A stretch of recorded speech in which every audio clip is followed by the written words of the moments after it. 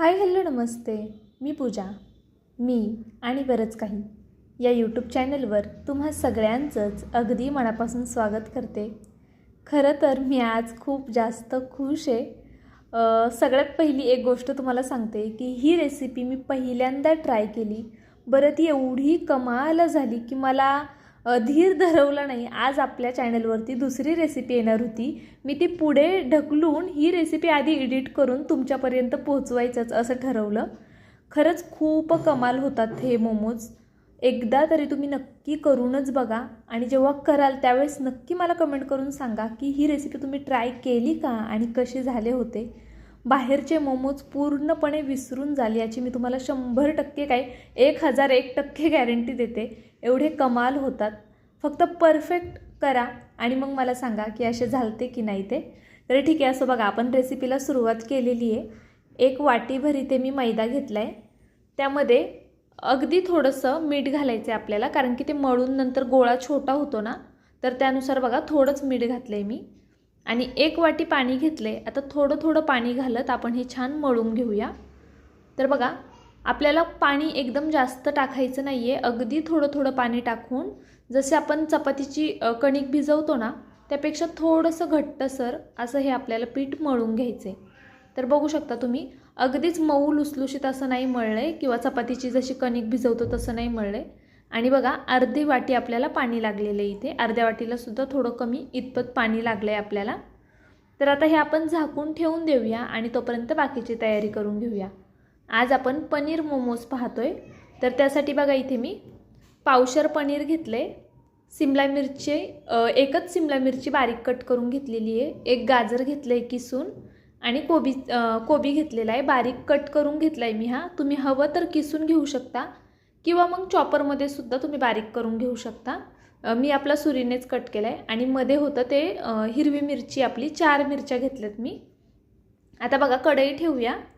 कढईमध्ये आपल्याला तेल टाकायचं आहे. तेल इथे मी 2 चमचे घालते आहे किंवा 2 पळी म्हणा.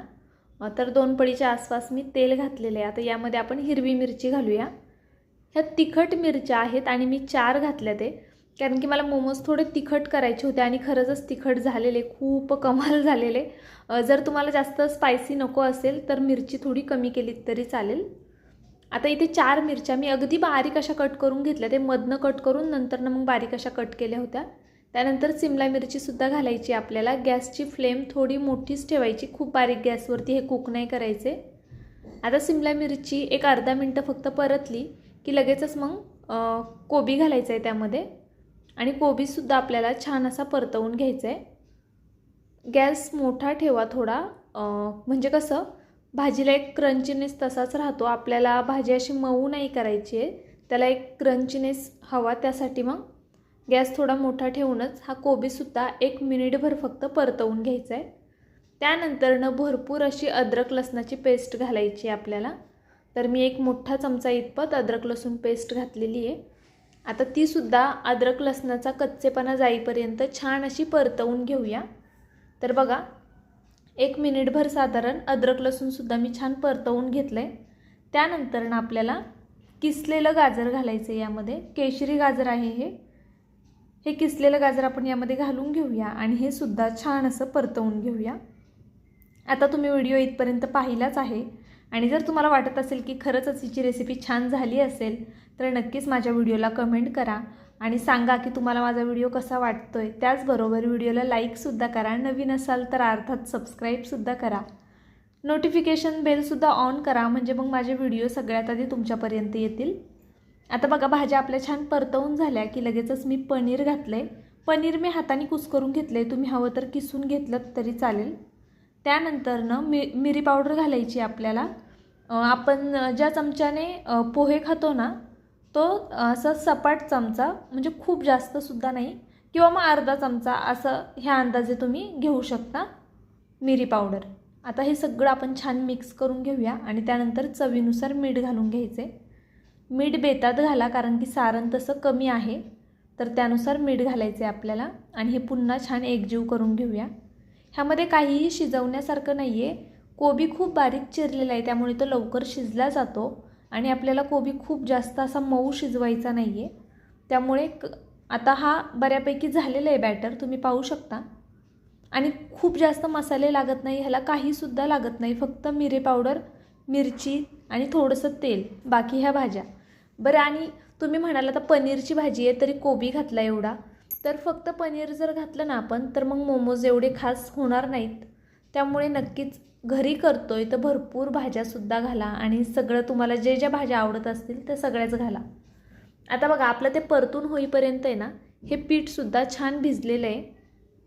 आपण एकदा फक्त ह्याला असं हाताने मळून घेऊया आणि मग ह्याच्या छोट्या छोट्या गोळ्या करायच्या, ते आपल्याला छोटे छोटे पेढे करायचे. ते तुम्हाला मी खरंच सांगते, म्हणजे ही रेसिपी एवढी कमाल झाली होती ना, आणि अगदी परफेक्ट प्रमाणामध्ये, अगदी परफेक्ट सगळं सांगितलेलं आहे मी या व्हिडिओमध्ये तुम्हाला. मोमोजचे आकार कसे द्यायचे ना ते सुद्धा खूप बारकाईने दाखवणार आहे, त्यामुळे नक्कीच व्हिडिओ शेवटपर्यंत पहा. आता अशा पद्धतीने बघा मी सगळेच गोळे करून घेते. आणि आज आपल्या चॅनलवरती पुन्हा एकदा सांगते, दुसरी रेसिपी येणार होती पण मी ती पुढे ढकलून ही रेसिपी आधी टाकली, कारण की मी जेव्हा ही रेसिपी म्हणजे झाल्यानंतर खाल्लं, मला असं झालं की कधी मी तुमच्यापर्यंत ही रेसिपी पोहोचवेल. खरंच खूप कमाल झालेले, एकदा तरी नक्कीच ट्राय करा.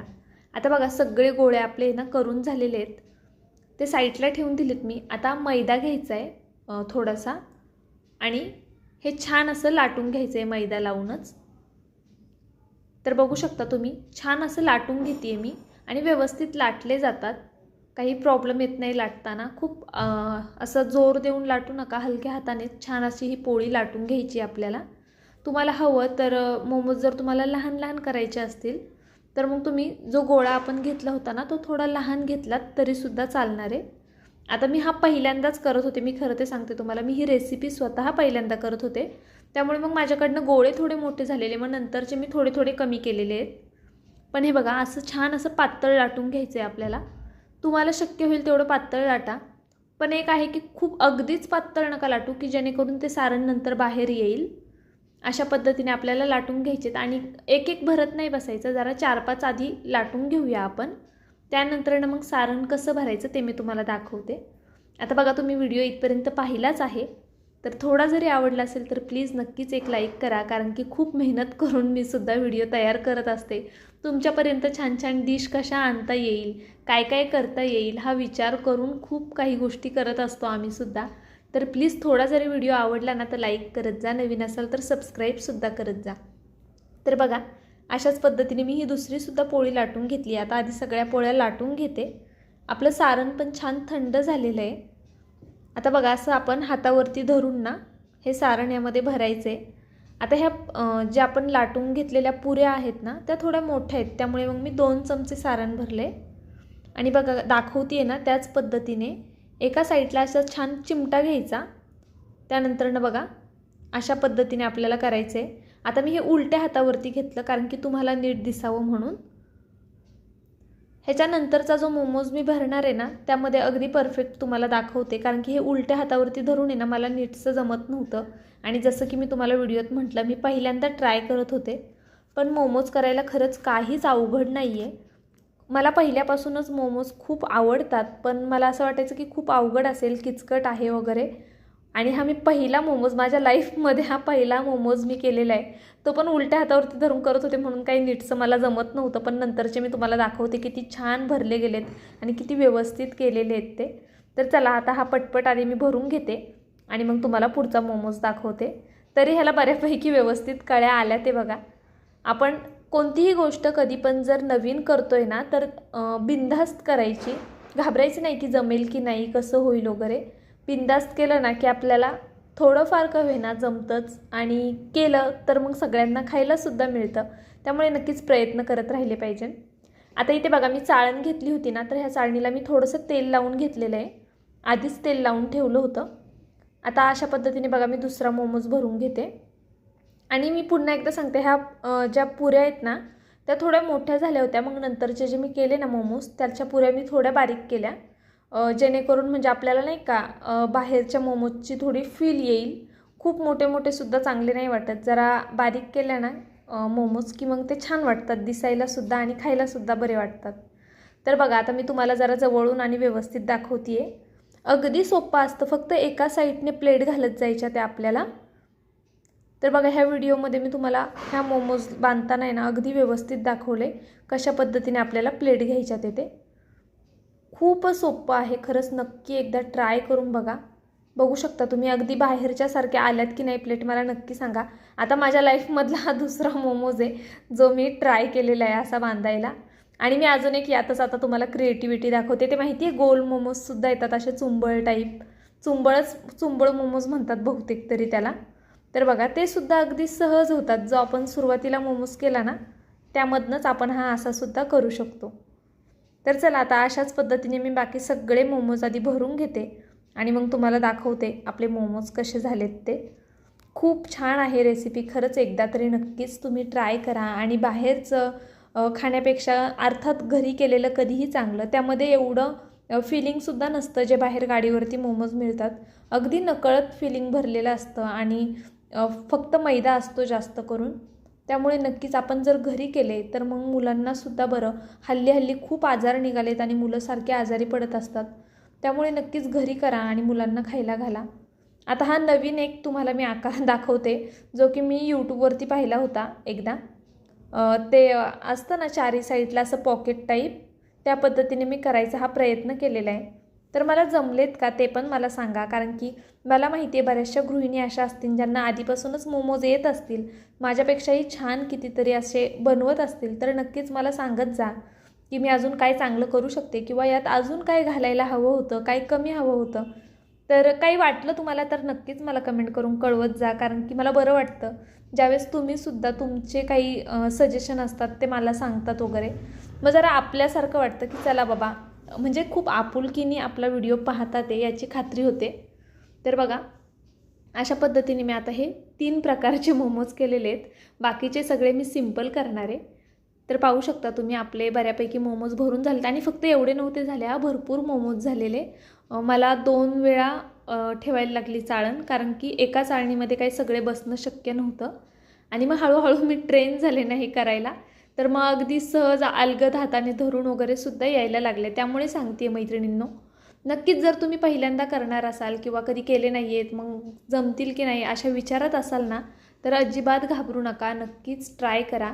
आणि कोणाकोणाला चिकन मोमोज आवडतात ते सुद्धा मला कमेंट करून सांगा. मी लवकरच चिकन मोमोजची रेसिपी तुमच्यापर्यंत आणेल, कारण की आता हे एकदा केले तर मग असं एक कॉन्फिडन्स येतो ना की आपल्याला जमू शकतं. त्यामुळे नक्कीच मी लवकरच चिकन मोमोजची सुद्धा रेसिपी तुमच्यासोबत शेअर करणार आहे जेव्हा मी करेल तेव्हा. तर चला आपले हे सगळे मोमोज आता करून झालेले आहेत. स्टीम करायला किती वेळ लागतो ते सुद्धा तुम्हाला पुढे सांगते.